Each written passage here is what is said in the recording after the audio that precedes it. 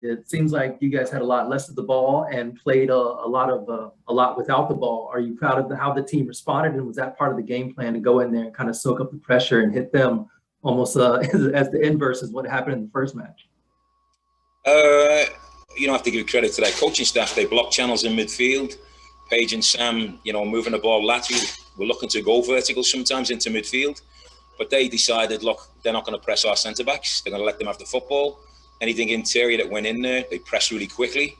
And we struggled with it a little bit. It broke our tempo a little bit. So at half-time, we talked about maybe, look, let's just hit them on a counter. Let's suck them onto us a little bit. Feel like they can press us, and let's hit them on a counter. Because you can't track Rodman, you can't track Sanchez. Hatchie and McKeown are very, very quick too. So if anything, we'll concede a little bit of midfield possession. Let them have it. I don't care. Let them have it as long as the game's about getting goals. And I thought in the final third we were better than them. So if we had to concede, giving it in the final third, the middle third, if that's what they want, okay. At the end of the day, we're here for 3 points. We're here to get a win. And I think that was a very disciplined, very organised, very great second half performance by our team. And if I'm a little bit greedy, Terra scores one, Trin scores one, Santito scores one, and Hatchie things are off the crossbar. So if I'm a little bit greedy, we get out of here 5-0. But, instead, I'm very happy and I'm very comfortable with the way we played today, giving them a little bit of territory. It's okay. All right, Thomas, go ahead. So Ashley has scored plenty of goals this season, but mostly coming from central positions. Tonight, she was playing on the left, still got in on goal and got that opener. Just what does it say about her as a player that she can take a tactical adjustment like that in stride and still be effective?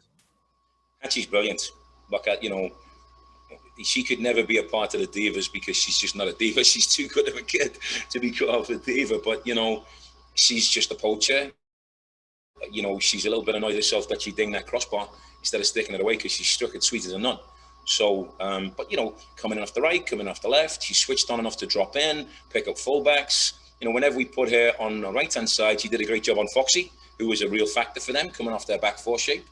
So, there's not enough superlatives to express what Hatchie does for our football club and how great she is. I'd like that one to have gone in so that she can top the goal-scoring charts. But if she keeps doing as she's doing and we keep moving well and, Sanchez and Rodman, they're so dangerous and they just create all kinds of havoc, and hopefully she'll get a goal based on that. And what did it mean to you to see Sam get that goal and having her back after the appeal?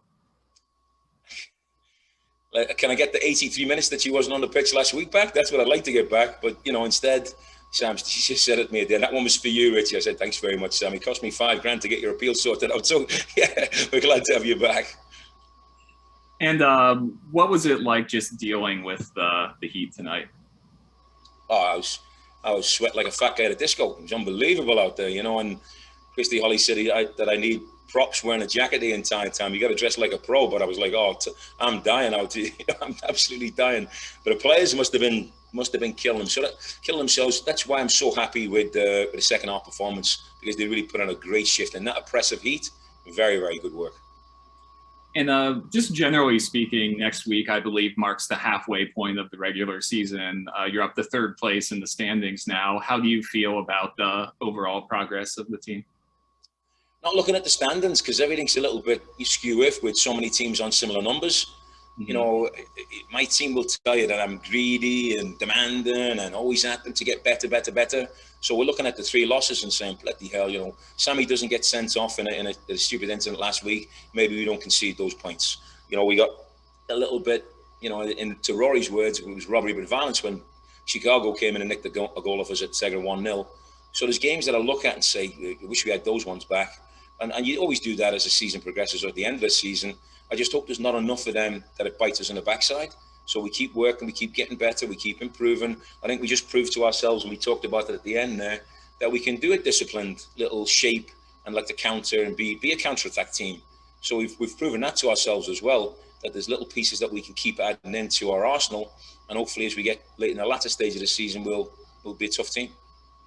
Thank you. You're very welcome. All right, we'll take 2 more, Dan and then Andre.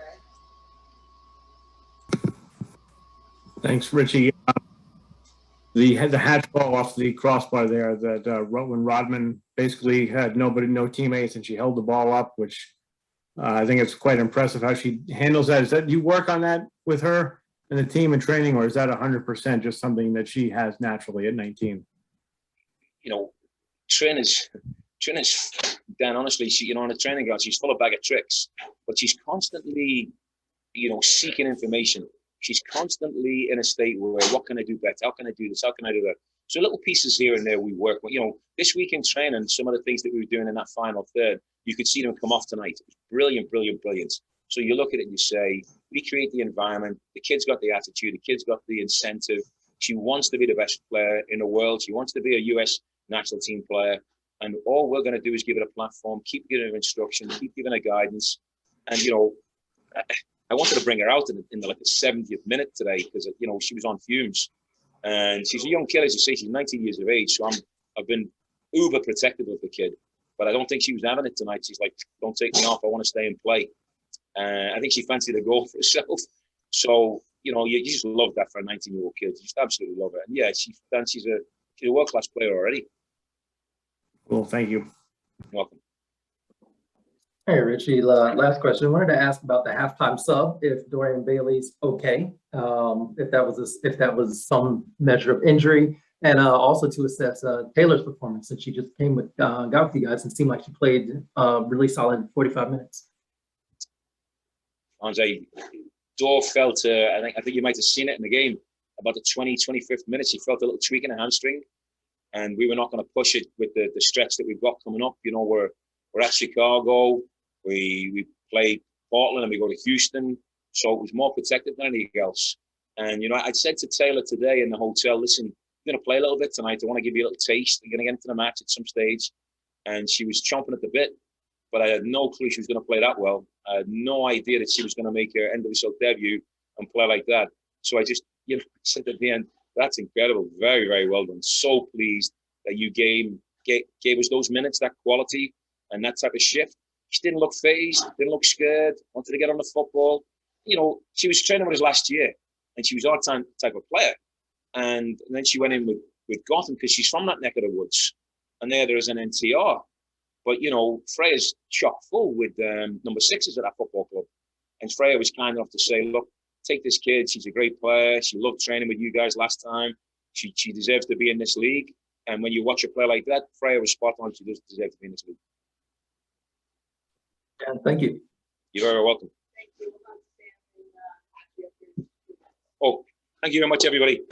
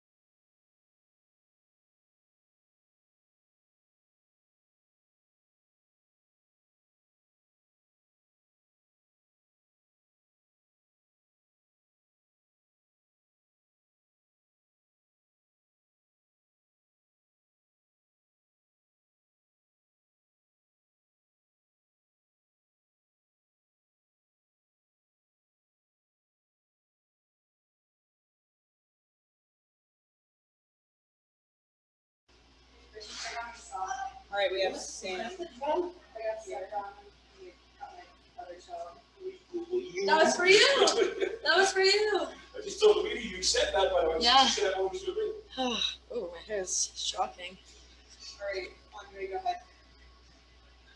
Hey, Sam, congratulations on the goal and the clean sheet. I wanted to kind of get your response. We know not going to get you in trouble here talking about the ref in the last match, but we know you had to have that red card overturned in order to play in this one. Did this feel a little bit more like a little bit of payback that you got for the team, a little gift for going in a Yeah. Oh yeah, definitely. When we got the appeal, when we got the response for it, Richie said, "I need you to score me a goal." So did that for him. It's also Michael's birthday today, so I had to do that for Michael and just for the girls. I mean, I kind of left them hanging for like the whole game last game, so good to get one back.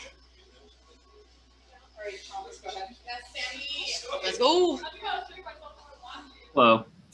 So in your first trip to Louisville, you dominated possession, didn't get the result. This time around, you were able to break through. Just what do you think was, or can you just take me through the tactical approach to this game as you were able to concede some possession, but still score on the set piece, score on the counterattack? Honestly, I think we just came into this knowing that we owe them one. I mean, like you said, last time we were here, we dominated possession. We just gave up a few cheap goals, honestly. And so this time we just came with the mentality, like whatever happens, we owe them one. We need to get this back. And you're approaching the halfway point of the season. Just how do you feel about the team's progress as you move up to third place in the standings tonight? That's awesome. Okay, third place is great. Obviously, we're still striving. We want to be top of the table. We want to end the season top of the table, but I think we're definitely starting to hit our stride, and I think we're looking really great, playing some good soccer. So it's been good so far. All right, thank you. Thank you. All right, anyone else? I'll ask the question. Stacy actually put it in the chat, so I'm going to go ahead and ask it for her. She wants to know, is it possible to ask what the biggest difference between the Gotham match and this one was strategy-wise? I believe because you had a lot less of the ball in this match than, of course, against Gotham. I was only in the Gotham game for 7 minutes, so honestly, when you're playing a player down, all you do is kind of try and put out little fires left and right and try and keep the ball out of your net, and then go on counters, go on any little bit of energy, anything that you can get, any miss pass, you just try and go off of that. I think in this game, obviously, we had a full 11, so it was kind of about playing together, finding those moments, and obviously putting the ball away. But in the Gotham game, it's different. We're a man down. It's kind of a different mentality from that. Awesome. Thank you guys for having us here. Thanks, guys.